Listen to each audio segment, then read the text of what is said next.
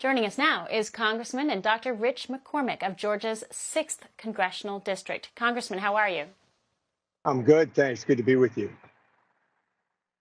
Well, talk to us about the storm, how it's impacted Georgia. We're seeing, for those of us outside of Georgia, it just looks devastating for the Southeast in general. Talk to us about Georgia in particular. We had a lot of flooding, mostly outside of my district. Valdosta got hit hard. Augusta got hit very hard.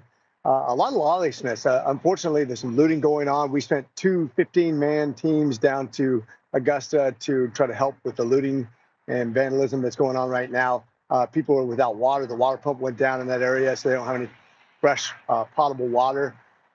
They've been without electricity. There's people without internet. I mean, pretty austere conditions. Hopefully, the communities can draw together their resources and help house people who are out of housing right now who can't get electricity or showers or clean water. It's going to be a community effort as much as it is going to be a federal effort. A lot of times we forget that throughout history, it's what the community does for each other that really matters, even more so than what the government's able to do. No, that's right. And that is a good reminder.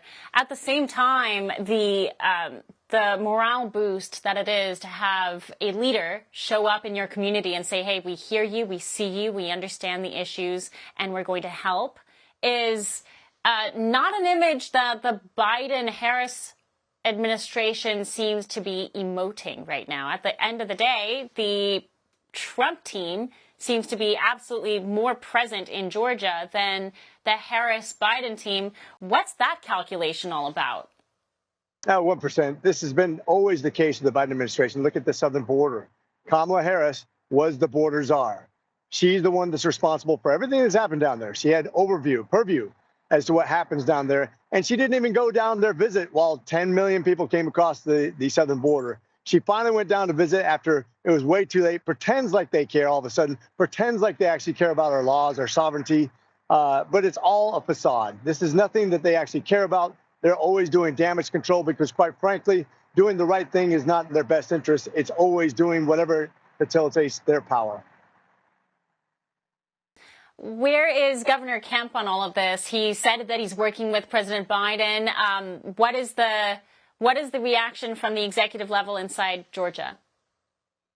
President Kemp seems to be motivating all the people that need to become to bear to arms to the National Guard, the emergency facilities. I think he's trying to help with law enforcement.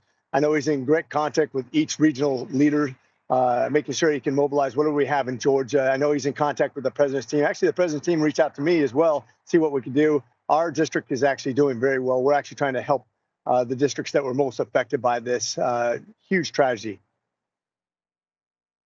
What are your thoughts on Elon getting involved in all of this? I know that Starlink has been this incredible technology, right? These mid-level satellites that are helping provide internet access to the entire world, especially for events like this. And this is one of the first times we've seen him utilize Starlink for a domestic emergency.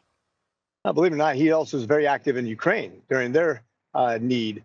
If you look at it, we're in a unique part of history. We haven't seen this since the Roman era of history where Pompey could actually survive his own army, buy his own consulate.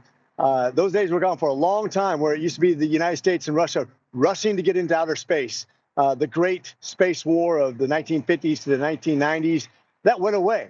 And now what's replaced it has been these entrepreneurs who actually can put more spaceships in outer space than any government combined. Elon Musk has been a mighty farce, and he's going to be the future because as we become more and more a government that's worried about welfare, we're going to develop less and less technology that's going to help us into the future. We got to rely on our private sector, and that's what we're doing right now. As a matter of fact, Elon was also the way that we're going to rescue our astronauts from space stations because we can't do it as a government. That's how sad things have become under the Biden administration. We no longer are a government of innovation. We are a government of welfare. For all our viewers asking where One America News is heading in the future, we would like to introduce you to OAN Live. OAN Live is the best way to stay up to date on all of the hard-hitting, straight-shooting, national and international headlines. And the best part is, OAN Live is only $4.99 per month. All the credible, honest, unbiased reporting One America News offers at a fraction of the cost of cable. Just go to OANN.com to easily sign up for OAN Live and stay informed.